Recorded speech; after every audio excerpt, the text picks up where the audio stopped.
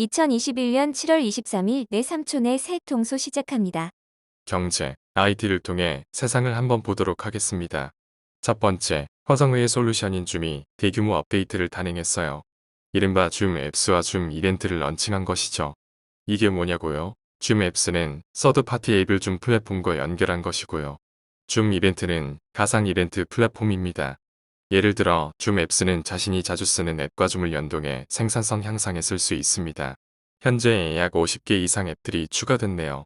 이런 추세를 보면 줌이 진정 원하는 것은 화상회의를 넘어 온라인 비즈니스 영역 자체인 것 같아요. 오프라인을 넘어 온라인 이벤트가 수요가 늘어나자 줌도 이 분야에 뛰어들었고요. 줌은 연간 사용자 컨퍼런스인 줌토피아와 줌 아카데미를 올해 줌 이벤트에서 열 예정이라고 하네요. 내가 보여줄게 하고 말이죠. 줌 창업자 겸 CEO인 에릭 위안님은 이런 말을 했네요. 전 세계가 하이브리드 근무 환경을 받아들이고 있는데요. 이제는 생산성과 협업 향상은 물론 재미와 웰빙 요소도 놓치지 않아야 합니다. 이제 화상 회의만 하는 게 아니라 같이 게임도 하고 영화도 보면서 일이 펀이 되는 세상을 꿈꿔봅니다. 두 번째, 2025년까지 5년 중 최소 1년의 지구 온도가 산업화 이전 수준보다 1.5도 더 높아질 확률은 40%에 달한다고 합니다. 이는 파리 기후변화협약에서 설정한 두 가지 온도 제한 중 낮은 것으로 이러한 결론은 세계기상기구가 발표한 보고서에 담겨 있습니다. 지난 10년 동안 1.5도의 한계점에 도달할 확률은 20%에 불과한 것으로 추정됐었지만 이번 새로운 평가에선 이 위험이 40%에 달한다고 합니다. 영국 국립기상청의 수석 과학자 리언 에르만스는 BBC에 예상 기온을 1850에서 1900년과 비교한 결과 온도 상승이 뚜렷하게 나타났다고 말했는데요. 그는 이는 우리가 1.5도의 지구 온도 상승에 가까워지고 있다는 것을 의미한다며 지금 우리에게 필요한 강력한 조치를 위한 시간이 부족하다는 것이라고 강조했습니다. 요즘 한국의 폭염과 곳곳의 산불, 홍수 등을 보면서 이 기사에 더 위기감이 많이 드네요. 그러나 현실은 덥기 때문에 에어컨을 더 켜고 그럼 더 더워지고 이런 악순환이 계속되면 지구도 이제 한계가 올 것 같습니다. 이 상황을 인식하고 전 세계가 뜻을 모아야 할 때가 아닐까요? 오늘도 두 가지 이야기 전해드렸습니다. 오늘은 재밌는 세계 뉴스 전해드립니다. 첫 번째, 피자 케밥 주면 풀어줄게. 황당한 스웨덴 교도소 인질극 소식입니다. 스웨덴 교도소에서 수감자들이 교도관 2명을 인질로 잡고 케밥과 피자를 요구하는 소동을 벌였다고 합니다. 21일 AP통신 등에 따르면 스톡홀름에서 서쪽으로 약 120km 떨어진 곳에 있는 할비 교도소에서 벌어진 이 황당한 인질극은 9시간 만에 피자가 배달되는 것으로 무사히 종료됐습니다. 이날 낮 12시 30분쯤 면도기로 무장한 두 수감자는 교도관들이 지내는 휴게 구역으로 침입해 감시 카메라를 가린 뒤 남녀 교도관 각각 한 명씩을 제압하고 인질로 삼았습니다.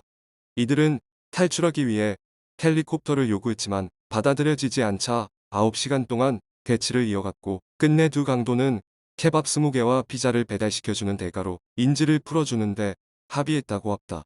이날 인근 피자 가게 직원이 주문을 받고 피자를 준비하는 모습이 스웨덴 매체 아프톤블라데트에 포착되기도 했습니다. 가게 주인은 매체와 인터뷰에서 처음 주문을 받고 농담이라 여겼다고 전했습니다. 인질극을 벌인 30세 이삭 데위트와 24세 하네드 무함마드 압둘라히 등 남성 수감자들은 살인죄로 복역 중이며 이번 사건으로 가해자들은 현장에서 체포된 후 인근에 있는 경찰서로 이송됐었습니다. 두 번째, 저 여자예요. 인도네시아 코로나 감염 남성 여장 뒤 국내선 탔다 적발. 신규 확진이 급증하고 있는 인도네시아에서 코로나19에 걸린 남성이 눈만 떼놓고 온몸으로 옷으로 덮는 여장을 하고 아내의 신분증을 이용해 국내선에 탔다가 적발됐습니다. 22일 일간 콤파스 등에 따르면 지난 18일 자카르타발 북말루쿠 줄뚜르나테행 시트링크 여객기에서 여장 남성이 화장실에서 남성 티셔츠로 갈아입고 나오다 승무원에게 붙잡혔습니다. 이 남성은 아내 이름으로 비행기 티켓을 구매한 뒤 아내 신분증과 백신 접종 증명서, 코로나19 유전자 증폭 검사 음성 확인서를 가지고 탑승한 것으로 조사됐습니다. 그는 공항에서 비행기에 탈 때 눈을 제외한 얼굴 전체를 가리는 니캅을 쓰고 몸 전체를 덮는 옷을 착용해 여성처럼 보였습니다. 승무원의 신고를 받은 경찰은 여객기가 착륙하자마자 해당 남성을 체포하고 코로나19 검사를 시행했습니다. 그는 공항에서 비행기에 탈 때 눈을 제외한 얼굴 전체를 가리는 니캅을 쓰고 몸 전체를 덮는 옷을 착용해 여성처럼 보였습니다. 승무원의 신고를 받은 경찰은 여객기가 착륙하자마자 해당 남성을 체포하고 코로나19 검사를 시행했습니다. 경찰은 피의자가 코로나19 양성 반응을 보이자 일단 끄르나테시에 있는 자택으로 이송해 격리하고 이후 수사를 이어가기로 했습니다. 금요일 정치판을 보며 알게 된 소식들. 오늘도 두 가지로 전달드리겠습니다. 먼저, 김경수 경남지사의 대법원 확정 판결이 났습니다. 26일 수감이 예정되면서 지사직을 박탈당했죠.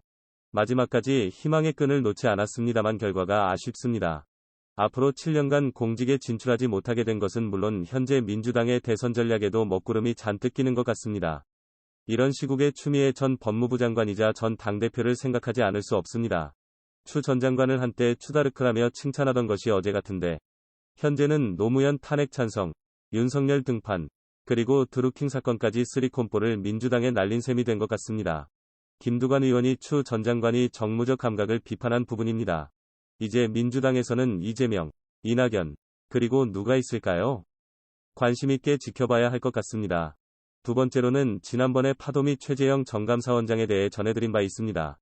야권에서는 최근 계속 실수 연발인 윤석열 전 총장의 지지율이 떨어지면서 현재 지지율이 상승하고 있는 최 전 원장을 비롯해서 홍준표, 유승민, 하태경 등 2등 싸움이 치열해지고 있는 것 같습니다.